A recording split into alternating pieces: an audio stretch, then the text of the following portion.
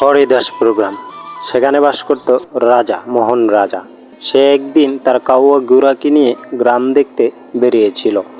তারপর সে জঙ্গল দেখে, গ্রাম দেখে, পাহাড় দেখতে দেখতে সে একদিন গ্রামের দিকে ছুটে যায়। কাউয়াকে বলে, কিরে তুই এখানে দাঁড়িয়ে আছিস কেন? চল আমরা বাড়ির দিকে যাই।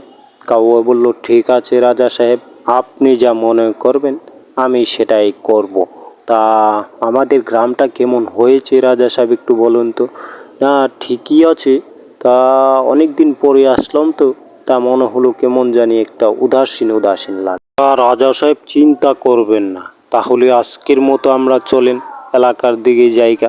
তারপর কাউয় ঘুরে সে আকাশে উড়ে উড়ে রাজা সাহেবকে নিয়ে চলে গেল অনেক দূর। আকাশপথে ভ্রমণ করতে করতে তারা একদিন হারিয়ে যায় এক অজানা জঙ্গলে। কি একজন লোক, তার মধ্যে একজন লোক মারা যায়। তারপরে গ্রামবাসী সে চারজন মিলে তাকে শ্মশানের দিকে নিয়ে যাচ্ছিল।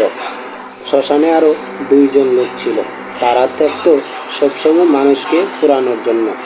গ্রামে মানুষ কম থাকায় সেই গ্রামে মানুষ বসবাস করে না, আর সেই গ্রামে দৈনিক একজন করে মানুষ মরতে থাকে। যখন মারা যায় একদিনে দুইজন লোক মারা যায়, আর সেই গ্রামে একে একে আস্তে আস্তে অনেক মানুষ কমে যায়। মরতে মরতে একদিন শুধু বাঁচে শুধু চারজন লোক। তারা বলে, আমরাও এই গ্রাম ছেড়ে চলে যাব। এই গ্রামে যেভাবে মানুষের মৃত্যুর হার বাড়তেছে, সেই গ্রামে আমরাও কোনোদিন বাঁচতে পারবো না। তারা ছিল দুই ভাই। পাটেলরাও প্রতিদিন সকালে সে কৃষিকাজে ব্যস্ত থাকত।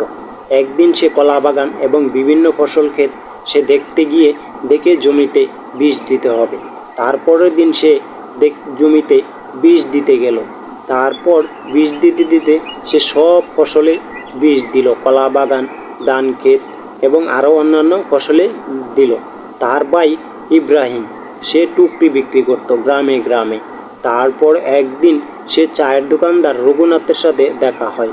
রঘুনাথ বলে, তুমি এভাবে আর কতদিন কষ্ট করবে? একটু এবার তো ক্লান্তিটা নাও, তুমি এবার গড়ে বসে খাও। তারপর রঘুনাথ বলল, আমি যে কি করব, না খেয়ে দিয়ে মরতে হয়। তারপরে সে বাসায় একদিন বসে ঝুড়ি বানাতে থাকে।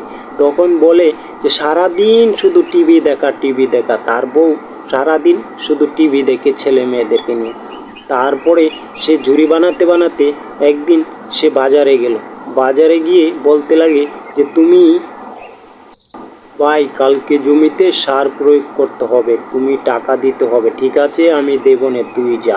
তারপর সে একদিন জঙ্গলে গিয়ে কাঠ কাটতে লাগে।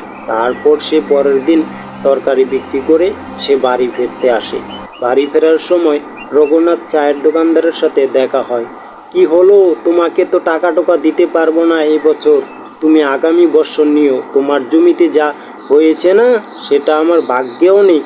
রঘুনাথ বলল, ঠিক আছে, তোমার খেতে আমি আজকে যাব। তারপর সে জমিতে আসে, এসে দেখে শাক পচে গেছে, অনেক কিছু নষ্ট হয়ে গেছে বৃষ্টির অভাবে। তারপর রঘুনাথ একদিন তার বাড়িতে যায়। পাটেলরাও বলে, আমার কাছে কানা কড়িও নেই, আমি তোমাকে 1 টাকাও দিতে পারবো না।